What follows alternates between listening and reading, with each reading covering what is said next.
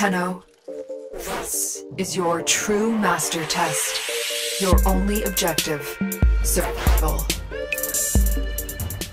Hey, what's happening everybody? Hope you guys are feeling great. I'm Team Kills, and what I like to do is make gaming easier. And I didn't find this that easy. I was stuck for a little while. But as soon as I realized my two major mistakes, it became a lot easier. And that's what I'm going to do. I'm going to show you exactly how this is done, everything that I used, and most importantly, how to make this easier and how not to repeat my mistakes.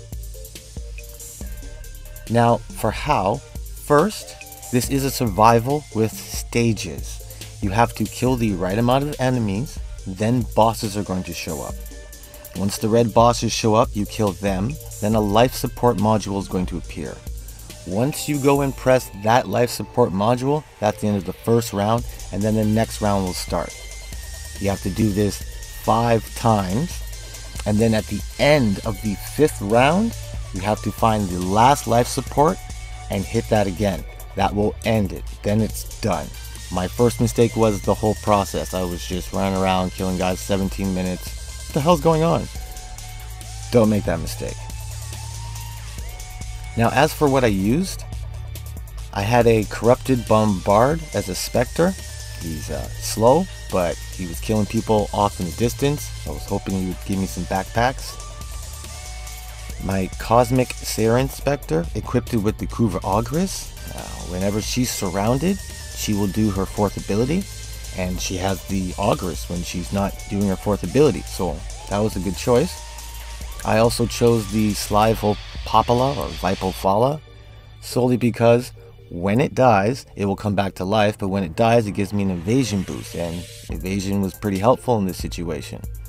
Now, my operator has the Magus Vigor to give me an extra 300 health because when I pop out, they're going to kill me in a second. And I had a level 1 Magus Cloud for operator travel. Only a level 1. All I needed. Now I made sure to pick the Narman School of Focus for its Power Spike passive, which makes my combo counter only drop by 5 instead of all the way to 0 when I'm using a Blood Rush, which was perfect because I was using a Blood Rush with my Dark Split Sword. Now I do have a better explanation on how deadly and awesome these weapons are in this weapons from the Vault video, so I'm just going to move on. I also picked the Sonicore so I could flip people and then just give them ground finishers, but I completely forgot to do that. But it will work if you want to do that.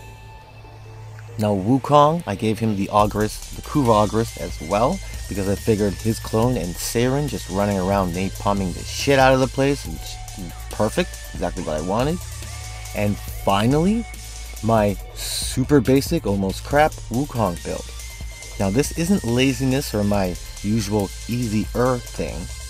With the way his abilities work, especially with Defy and his clone ability, I haven't upgraded him solely because I have run into a problem that he hasn't solved yet. Now a better Wukong would work better for this, but that actually kind of brings me to my tip section and my second mistake. Now this isn't as easy as it may sound. I know there are some videos out there saying, oh, it's easy, but not for everybody, not necessarily for me, maybe not for you. Now, the first tip is you've seen what I used, but that's not necessarily what you should use. Your best damage / crowd control frame is your best bet. My actual second mistake was I went and looked online and, to see what this was like, and I ended up using somebody else's This Is Easy build. Now there are a few frames that are made for this, but you have to be comfortable with those frames. So bring your best. Second tip, these enemies start at arbitration level and then they work their way up to almost Steel Path level. So don't take them lightly. By now I imagine you have a Steel Path build, so bring your Steel Path build. Third, the life support timer tops out at 99 seconds. But you do get 35 seconds per life support, so you might not want to stock up on the backpacks any more than around 60 seconds or you'll be wasting your time and effort unless you've got a Mesa or some sort of build where the backpacks are left around, you can pick them up later. Fourth, there are 2 jumps in this that are pretty far. One is kind of hard to get to, really easy to get back. And the other one is super easy. You can fall to it, but it's like hard as balls to get back. That's why I used, and actually failed here a couple times, that's why I used the Magus Cloud Arcane, just to make this jump easier. Fifth, keep your eye out for these Arbitration Shield bastards. They're a priority, especially if you're doing a Blood Rush thing. You might want to bring a Flamethrower or an Auguris or something for them. Like Wukong's Defy turns damage in an area back onto the enemies, so I made the bosses blow up their shields and a certain percentage of the damage went back to them. But there are a few Warframes that can take care of them. Just make sure you take care of them.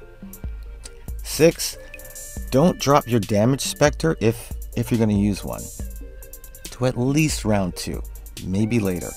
These specters come out at the enemies levels that are around you. Now the Cosmic Specters are 10 levels higher than the enemies that are around you. But these enemies, they're going to go up 10 levels per round. So if you wait to round 2 or 3, they'll be around the same damage, but if you pull them out too early, it's going to be overpowered by like level 3. They're going to be almost useless. Tip 7, and possibly the most important tip. Like I said earlier, this isn't the easiest test, but like it's kind of not supposed to be. So give it a few tries and practice. Don't change up your Warframe tactics to somebody else's too early.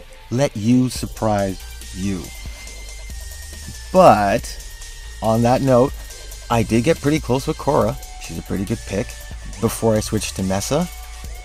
Both of them got to 3rd round, no problem. Then I hit a wall. Loki and Baruch were on my list, but when I stopped and really thought about my playstyle, how this map is shaped, which was kind of important, Wukong came to mind. And then I failed twice with him, so I was like, don't give up if you're struggling. And if you happen to just breeze through it, wow, like, awesome. Good for you. But on that note, I really hope this has helped. I got a short video just showing the rewards because this one's already gone too long if you ask me. And the rewards are awesome. I heard some people crying, but I like them. But anyhow, like I said, I really hope this has helped. If it has, join the team of killers. Become a killer of teams. Let me know what you're thinking in the comments. Make sure you keep it easy. And remember, just keep gaming. Oh yeah, and don't give up on some other inspirational something, whatever. But yeah.